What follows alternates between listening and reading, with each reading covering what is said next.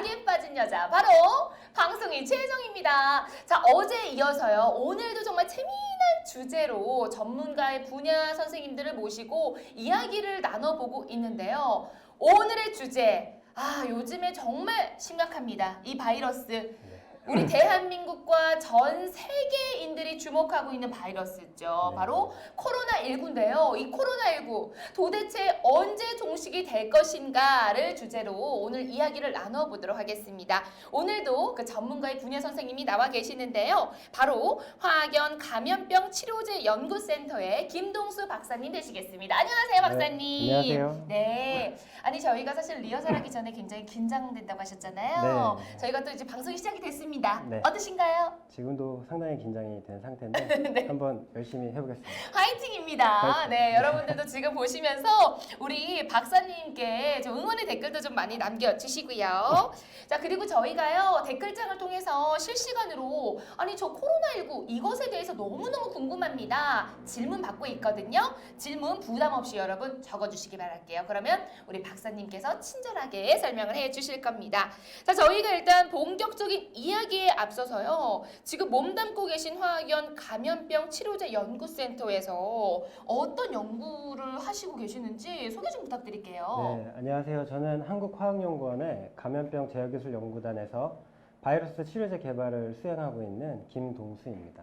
저희 한국화학연구원은 올해로 창립 44주년을 맞이한 정부 출연 연구소이고요. 네. 그리고 최근 일본의 수출 규제로 인해서 많이 이슈가 되고 있는 네. 소재, 부품, 장비와 관련된 분야를 더불어 그 화학 전반에 걸친 연구를 수행하고 있는 네. 그 종합 화학 연구소입니다. 네. 그 안에 여러 가지 연구단에서 저희 감염병 제어 기술 연구단은 네. 그 세균으로 알려진 네. 박테리아성 감염이나 어. 그리고 이번에 코로나 바이러스 같은 네. 바이러스에 대한 감염의 오. 그 치료제를 개발하는 연구를 수행하고 있습니다. 그러면 화학 전반에 걸친 것들을 연구하지만 지금은 특히나 더 코로나19에 관한 바이러스들을 네. 그런 바이러스들을 지금 개발하신다는 거 아니에요? 연구하고 바이러스 치료제를 치료제를 개발하고 또 연구하고 네. 이 바이러스가 도대체 뭔지 네. 그래서 그런지 연구원님 굉장히 피곤해 보이세요. 네. 그렇죠. 진짜 많은 노력 중이시잖아요, 요즘에. 아까 리허설을 했더니 네. 피곤해서. 그래요? 지금 제가요, 잠깐 화면을 보니까 예. 너무 잘 나오고 계세요. 다행이네요. 긴장 안 하셔도 될 것 같아요. 네, 감사합니다. 네, 제가 긴장 풀어드리려고 좀 농담적인 얘기를 했고요. 네. 사실 저는 의아했던 게 오늘 주제가 코로나19 도대체 언제 종식이 될 것인가에 대한 주제잖아요. 네. 그런데 지금 몸담고 계신 그 연구원에서 화학적인 물질도 연구를 하신다고 하고 네. 개발도 하신다고 하고 그럼 화학이랑 이 감염병이랑 도대체 무슨 연관이 있는 거예요? 많이들 궁금해하실 수 있는 질문인데요. 네. 그 감염병도 이제 하나의 질병입니다. 근데 우리가 몸에 병이 생기면 병원에 가서 주사를 맞거나 네. 약을 처방받아 먹게 되는데 그 약들 대부분이 네. 그 유기화학자나 의학화학자에 의해서 합성되고 개발되어진 그 화학물질입니다. 저희가 먹는 약들이 네네. 그 대표적인 예가 그 머리가 아플 때 먹는 뭐 아스피린이라든지 그리고 신종플루에 감염이 되었을 때 먹는 타미플루 같은 것도 다 합성된 화학물질이고요. 네. 그리고 저희 화학연구원의 그 의학바이오 연구본부에서는 약 40여 년 동안 그 신약 개발 연구를 계속 수행을 해왔고 네. 그리고 그 화학자, 특히 유기화학자나 네. 의학화학자 그리고 생명과학을 전공하신 네. 많은 박사님들께서 불철주야로 열심히 네. 연구를 매진하고 계십니다. 야, 정말 우리나라의 우리 국민들의 건강을 지켜주시는 분들 아니에요. 네, 맞습니다. 너무나도 진짜 이 자리를 빌어 감사하다는 말씀을 드리고 싶고요. 네. 아니, 저는 요즘에 예전 진짜 1960년대, 70년대 비해서 네. 2000년대 시대 지금 2000년대예요. 네. 환경도 너무 좋아지고 또 지금 스마트한 시대 아니겠습니까? 네. 도대체 이러한 감염병들이 왜 생기는지 백신 개발도 엄청 잘 되고 있고요. 네. 도대체 왜 생기는 거예요, 감염병이? 이 감염병의 원인은 크게 두 가지를 알아볼 수가 있는데 하나는 세균성 박테리아에 의한 감염을 네. 알 수가 있고 네. 또 하나는 이번에 그 코로나 바이러스와 같은 바이러스에 의한 감염을 생각해 볼 수가 있습니다. 그렇죠. 그래서 많이들 박테리아와 바이러스를 혼동을 하시는데 네. 박테리아는 그 세포 형태로 단독 생존이 가능하고 네. 그리고 식중독, 결핵, 콜레라, 파상풍과 같은 질병을 일으키고 그러니까 항생제로 치료가 가능합니다. 네. 근데 바이러스 같은 경우에는 숙주 세포가 있어야만 그 안에서 증식이나 생존이 가능하고 네. 그리고 뭐 감기, 홍역, 에이즈, 소아마비와 같은 질병을 일으키고 그 이번에 코로나 바이러스 같은 경우에는 네네네. 코비드19라고 네. 그 폐렴을 유발하기도 합니다. 어, 이러한 바이러스는 전염성이 강하기로 유명한데 그쵸. 그 소화기 세포의 세포를 숙주 세포로 이용해서 네. 그 증식을 하면 소화기 바이러스이고 이게 그 장염을 일으키는 네. 노로바이러스를 예로 들 수가 있습니다. 아, 그리고 이번 코로나 바이러스 같은 경우에는 호흡기 바이러스인데 네. 호흡기 세포를 숙주 세포로 이용해서 생존과 증식을 하기 때문에 아, 그 호흡기 바이러스라고 부르게 됩니다. 그리고 네. 특히 코로나19 같은 경우에는 네. 그 호흡기 세포 중에 하나인 폐세포에 그 폐세포를 숙주 세포로 사용해서 아, 그 생존과 증식을 반복하기 때문에 네. 그 폐세포에 그 바이러스가 침투했을 때 생기는 염증으로 인해서 고름이 차고 물이 생겨 그 호흡곤란으로 인해서 사망을 하시기도 합니다. 와, 지금 박사님 말씀만 들어도요, 코로나19가 정말 너무나도 무시무시한 바이러스구나, 이런 걸 좀 네. 알 수 있는데, 아니, 진짜 얘가 혼자 생존하는 게 어디에 숙주에 달라붙어가지고, 네. 그걸 파괴하는 거 아니에요? 네, 고름도 내고, 염증도 내고. 네, 맞습니다. 아, 그래서 지금 코로나19 바이러스에 이제 지금 감염되신 우리 환자분들 중에서는 폐 사진을 찍어보면 폐가 많이 손상이 됐다라는 뉴스를 접할 수가 있거든요. 예, 맞습니다. 그럼 코로나19 바이러스가 그럼 폐의 숙주에 사는 거네요? 폐세포에. 폐세포 네, 숙주에? 네, 네. 아, 진짜 알면 알수록 참 무서운 애 같아요, 이 네. 코로나19 바이러스가. 근데 저희 초창기에 코로나19 바이러스가 나왔을 때 이 치료제를 에이즈 치료제를 좀 사용한다는 말도 있었고요. 네. 어떤 가짜 뉴스가 있었냐면 바세린을 코에다가 바르면은 네. 코로나 바이러스가 침투를 못한다. 그리고 또 양파를 방에다 갖다 놓으면 코로나 바이러스를 예방할 수 있다. 네. 이런 가짜 뉴스들이 막 홍수처럼 쏟아져 나왔거든요. 네. 그럼 현재 지금 코로나19 환자분들의 치료는 어떻게 하고 계시는 거예요? 이게 처음에 가짜뉴스 때문에 많은 분들이 이제 혼란을 많이 겪으셨을 텐데요. 이게 그 코로나 바이러스를 완전히 감소시키거나 증식을 저해하는 네. 치료제가 아직 개발이 되어 있지 않기 때문에 더 그랬을 거라고 생각을 합니다. 네. 근데 최근에 그 미국에서 에볼라 바이러스 치료제로 개발 중이던 네. 렘데시비르라는 약물이 그 긴급 승인을 받아서 치료제로 사용이 되고 있기도 하고 네. 그리고 그 지난달에는 미국에서 혈장 치료제가 긴급 승인을 받아가지고 이제 치료제로 사용이 될 거라고 네. 생각을 하고 있습니다. 근데 아직까지 이 치료 효과가 좀 미비해서 그 계속해서 치료제 개발한 연구를 수행을 하고 계시고요. 네. 특히 렘데시비르 같은 경우에는 네. 초기 경증 환자에게는 약간의 약효가 보이지만 네. 그 중증 이상의 환자에게는 그 치료에 한계가 있다는 보고가 계속 올라오고 있거든요. 네. 그래서 현재는 그 몸에서 발병하는 폐 염증을 치료하면서 네. 그 몸에서 스스로 항체가 형성되기를 기다렸다가 아. 완치되는 방식으로 네. 치료를 진행하고 있는 걸로 알고 있습니다. 그렇군요. 그런데 지금 이 코로나19 바이러스가 네. 사람 몸에 들어가면 네. 사람이 다 똑같은 게 아니잖아요. 네. 그 사람이 여성이나 남성이냐, 네. 또 어린 아이냐, 아니면 중장년층이나 이게 다 다를 텐데 네.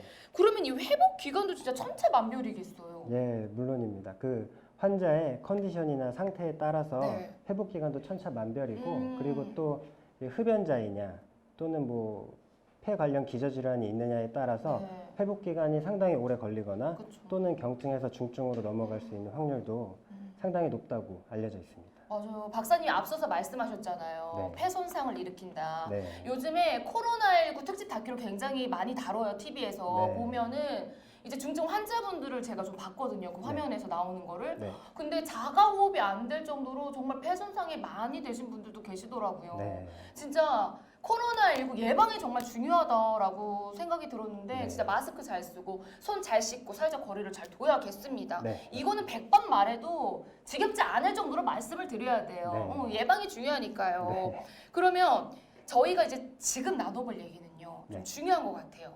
치료도 중요하지만 정확한 진단입니다. 네. 그래서 지금 코로나19 확산 당시에 네. 전 세계가 K 방역을 정말 온 전 세계가 칭찬을 했어요. 네. 네. 그리고 진단 키트도 정확하다. 네. 다른 나라보다 정말 정확하다. 네. 그래서 제가 그 뉴스를 항상 들을 때마다 대한민국의 국민 한 사람으로서 너무나도 뿌듯하고 자긍심이 생겼거든요. 네. 박사님 안 그러셨나요? 저도 상당히 자랑스럽게 그렇죠. 생각하고 있습니다. 그렇죠, 그렇죠. 네. 그래서 제가 거기에 드는 궁금증이 있었어요. 네. 아, 그러면 각 나라마다 진단 키트의 정확도가 좀 떨어질 수가 있겠구나. 다 다를 수가 있겠구나. 네.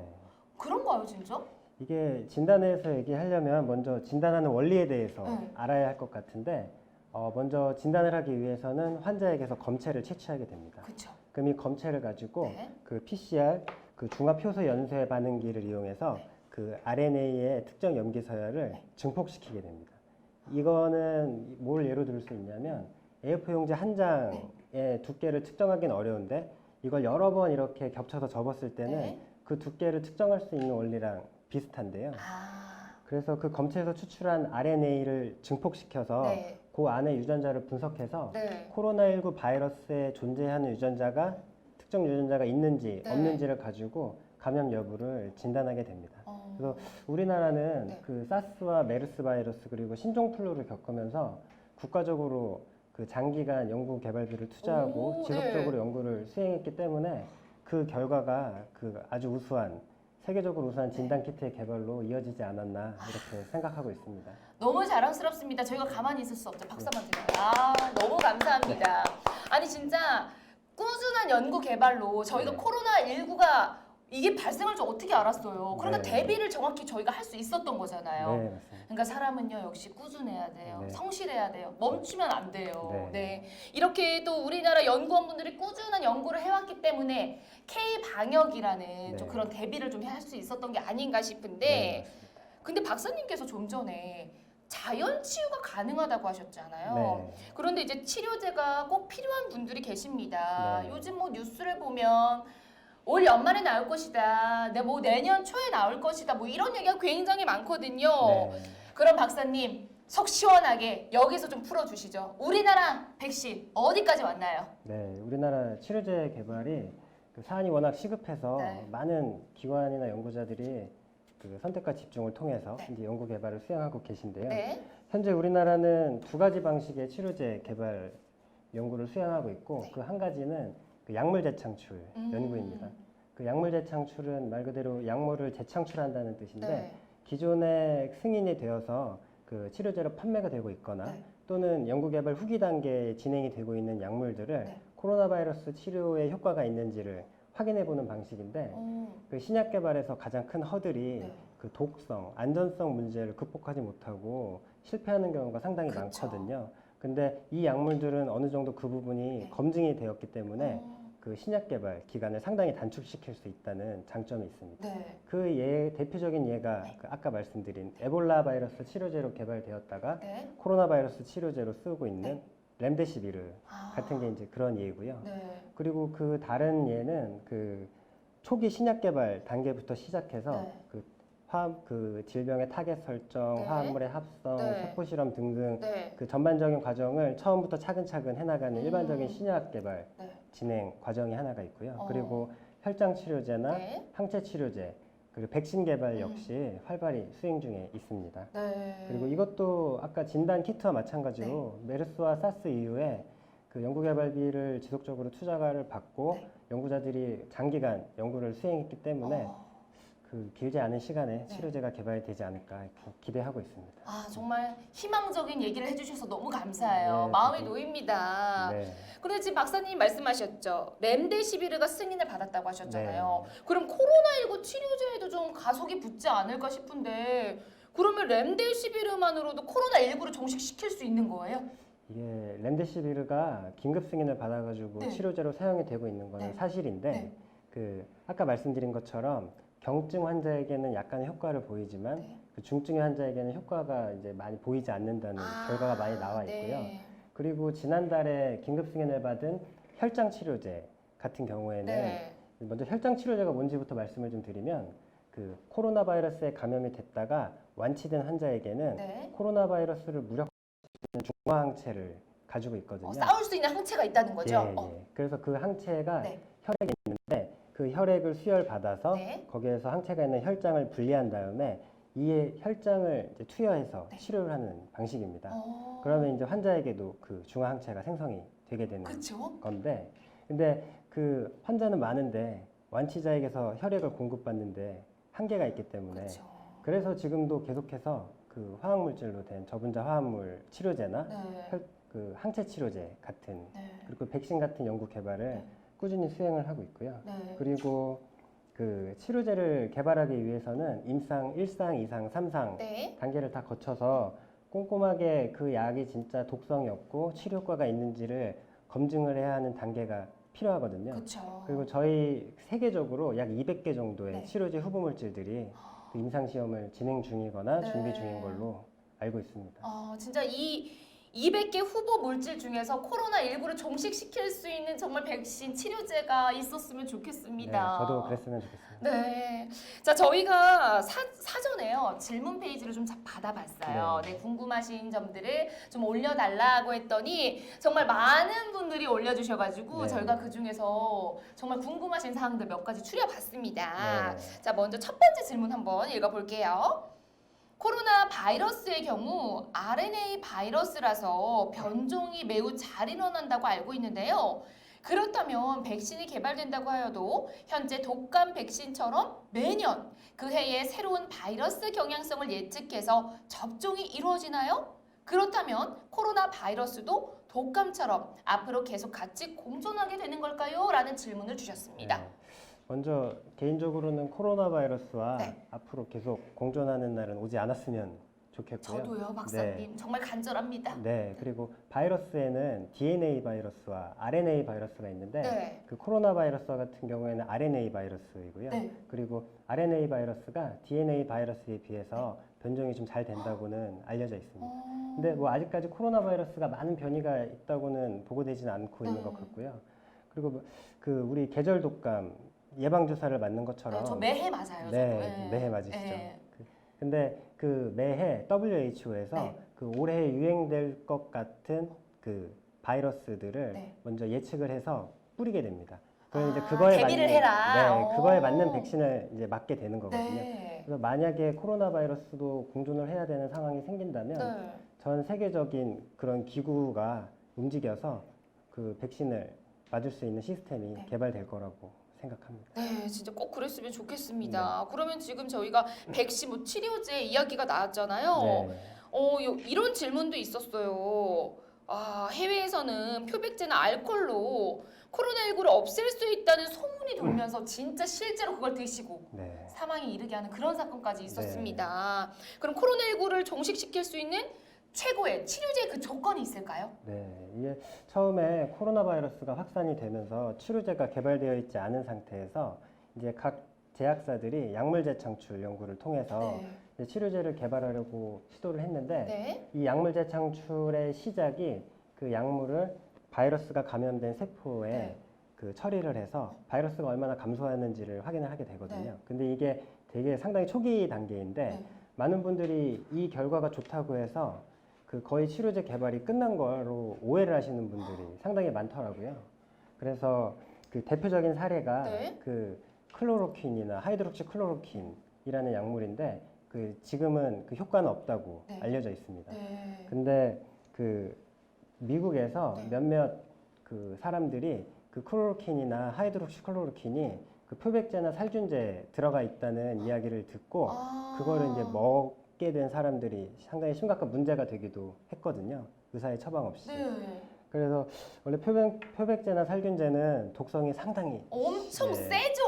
심한 걸로 알려져 있습니다. 네. 그리고 저희 아까 말씀드린 것처럼 임상 시험을 통해서 독성이랑 그 독성과 효과를 철저히 검증을 한 후에 이제 약이 되기 때문에 네.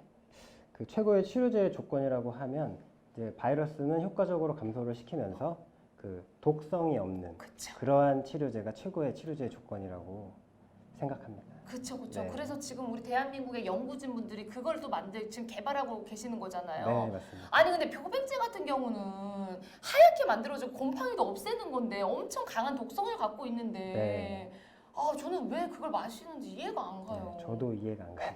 여러분 절대 그런 일이 있어서는 안 됩니다. 절대 그러시면 안 돼요. 자, 또 다른 질문 볼게요. 워하고. 네. 자, 그쵸. 궁금할 수 있어요.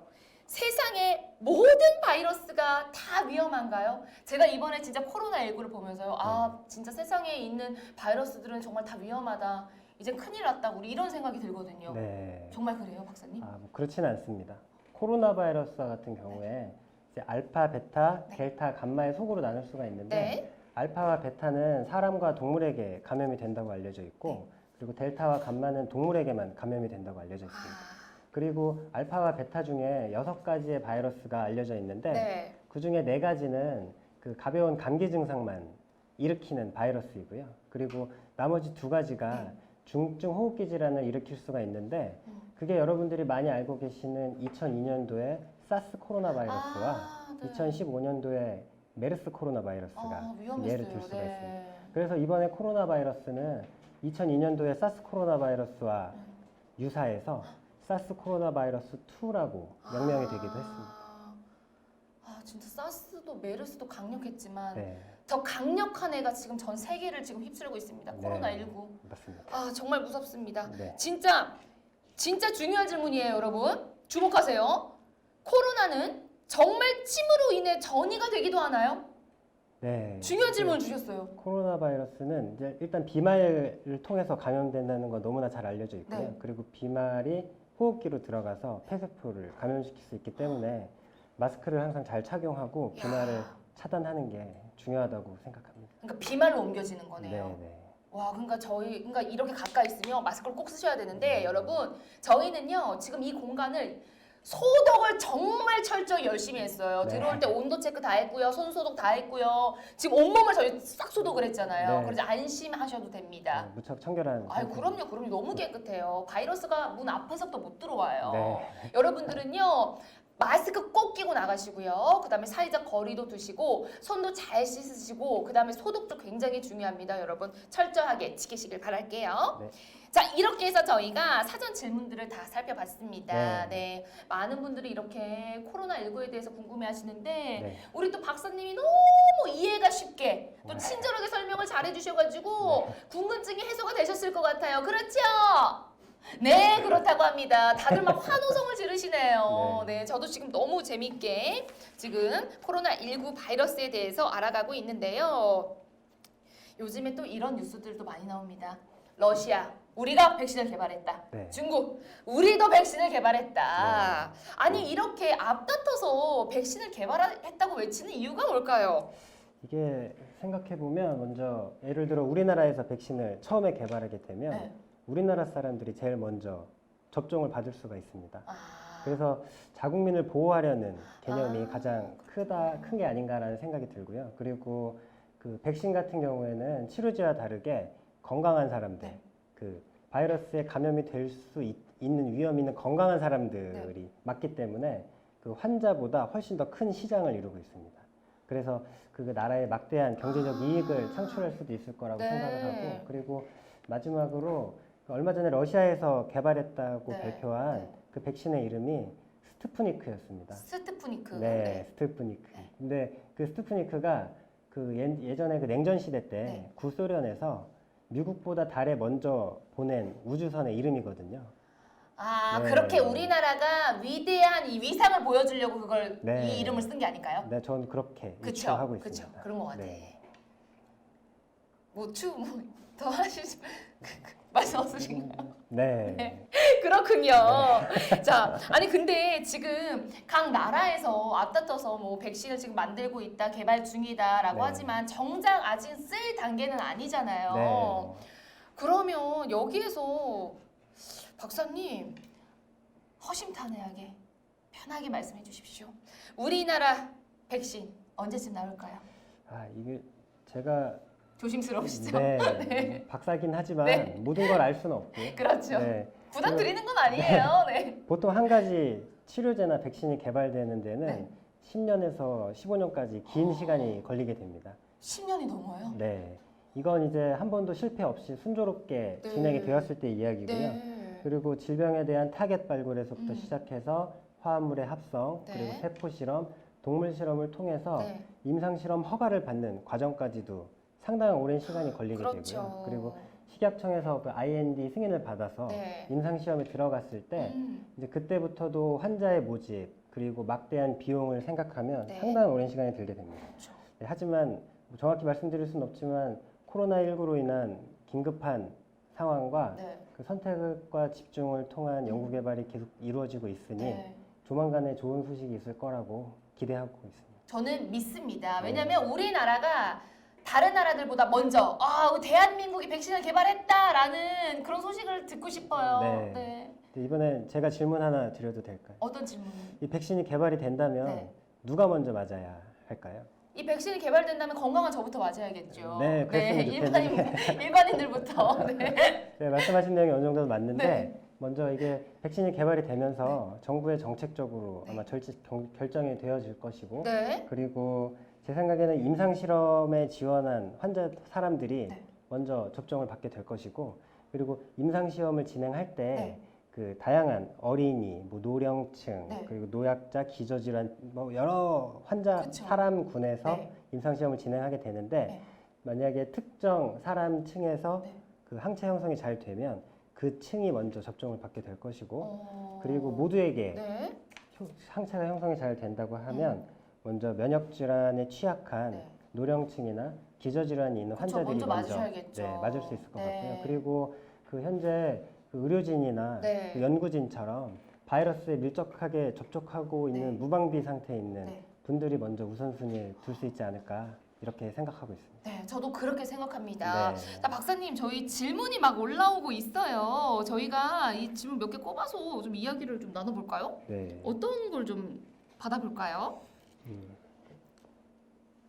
지금 좋은 정보 감사합니다. 네, 또 박사님께서 설명을 잘 이 해주셔가지고. 면역력에 대해 궁금합니다가 면역력에 네. 대해서. 자, 면역력이 높으면 좋다고 하는데 또 너무너무 무슨 사이 뭐 폭풍이 일어난다고 하잖아요. 네. 그러면 면역력도 적당한 게 좋은 건가요? 면역력에 대해 궁금합니다. 이런 질문이 왔어요. 네. 네.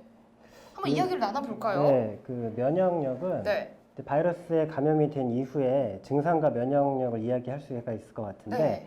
우리 몸에 외부의 침입자가 들어오게 되면 네. 그 면역 반응이 일어나게 됩니다. 네. 면역 반응이라는 게 이 뭐죠? 면역 반응은 우리 몸에 상처가 났을 때 염증이 생기는 거예요. 네. 이제 면역 반응이라고 하는데요. 이게 몸에서 자꾸 외부의 물질을 방어하는 하나의 기작입니다. 근데 이 면역 반응은 선천 면역과 적응 면역이 있는데 네. 먼저 바이러스가 침투를 하게 되면 선천 면역이 작동해서 인터페론이나 뭐 자연살상 세포라고 알려진 NK 세포들이 바이러스를 막 공격하게 됩니다. 나쁜 바이러스들을요? 네, 네. 내 몸을 지키려고? 그렇죠. 근데 여기에서 감당이 안 되면 이제 적응 면역 반응이 일어나게 되는데 네. 이때 작동하는 게 B세포와 T세포입니다. 근데 특히 이 B세포가 네.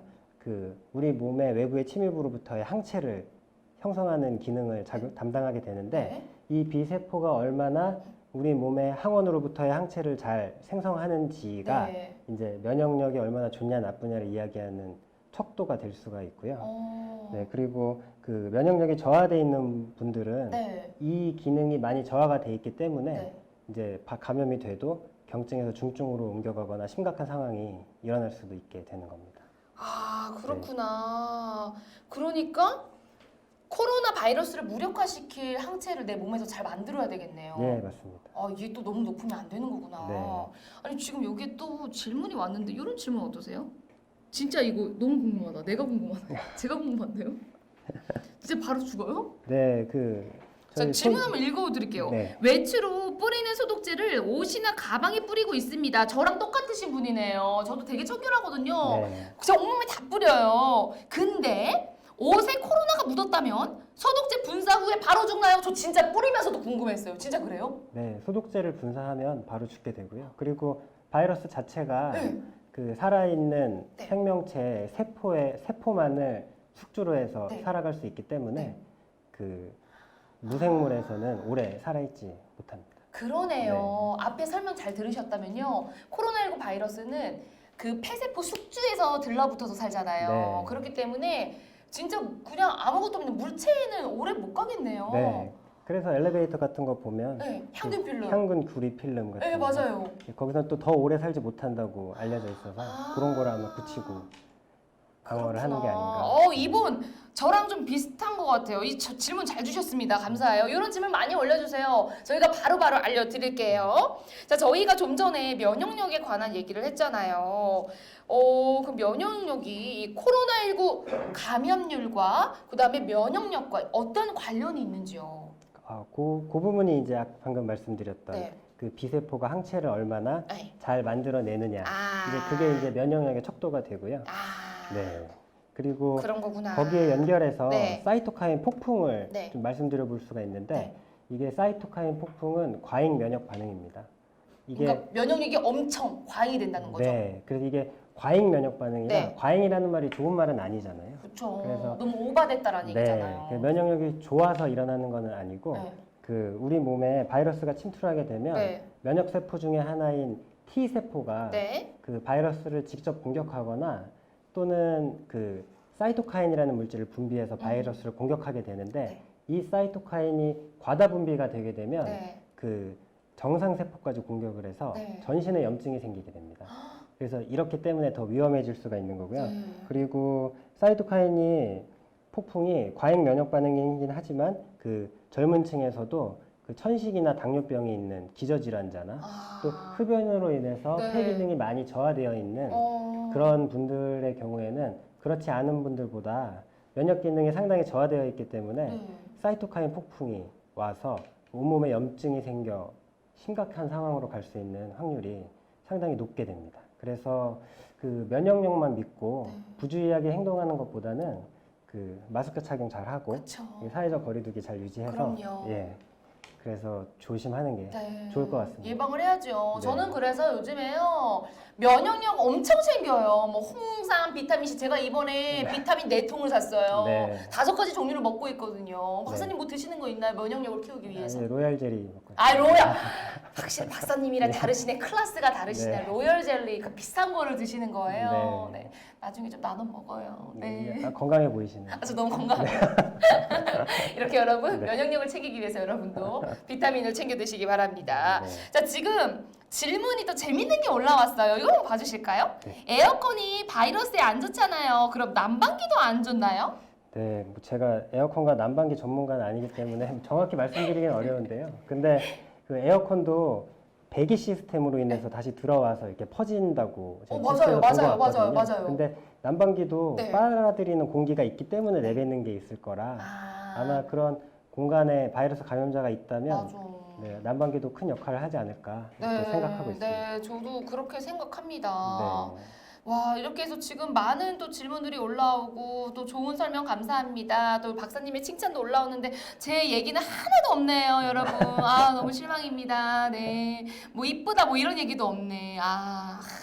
자, 요즘에 코로나19 때문에 지금 난리지요. 네. 네. 제가 정말 속상한 뉴스를 하나 봤어요. 어떤 뉴스? 외국에서 어떤 연구원이 그러시더라고요. 뉴스 보니까 코로나 이전 상황은 오지 않을 것이다. 그래서 우리가 코로나19와 함께 앞으로 살아갈 상황을 좀 만들어야 된다라는 네. 정말 슬픈 그런 네. 내용들을 요즘 많이 보고 있는데요. 네. 박사님도 그렇게 생각하시나요? 코로나19가 어떻게 종식이 안 될까요? 저는 개인적으로는 빨리 종식되는 날이 왔으면 좋겠고요. 네. 그리고 많은 의료진이나 과학자들이 잠도 못 주무시고 열심히 연구를 하고 계시기 때문에 종식되는 날이 꼭 올 거라고 생각을 합니다. 네. 그리고 정부에서도 생각보다 다른 나라에 비해서 방역이나 감염병에 대한 대응이 잘돼 상당히 있죠. 훌륭하다고 네. 생각을 하고요. 네. 그래서 그 정부에서 내리는 지침, 네. 사회적 거리두기나 네. 마스크 착용 같은 걸 잘 한다면 네. 종식되는 날 꼭 올 거라고 생각합니다. 저도 믿습니다. 믿습니다. 네, 우리 대한민국의 우리 연구원분들 코로나19가 종식되는 그날까지 정말 꾸준한 치료제 개발과 연구 부탁드립니다. 우리 화이팅 한번 외쳐주시죠. 네. 화이팅! 자, 오늘도 이렇게 이 시간 코로나19가 과연 종식될 것인가에 대한 주제로 이야기를 나눠봤습니다. 오늘 박사님 너무 좋은 설명 감사드립니다. 네, 제가 더 감사합니다. 네, 저희 박사님이 항상 말씀하셨죠, 여러분. 코로나19 예방이 중요합니다. 마스크 잘 쓰시고요, 손 소독 잘 하시고 사회적 거리는 두지만 마음의 거리는 더 가깝게 해주시는 거 잊지 마시길 바랄게요. 자, 오늘 너무 감사하고요. 저희 네. 함께 인사해볼게요. 네.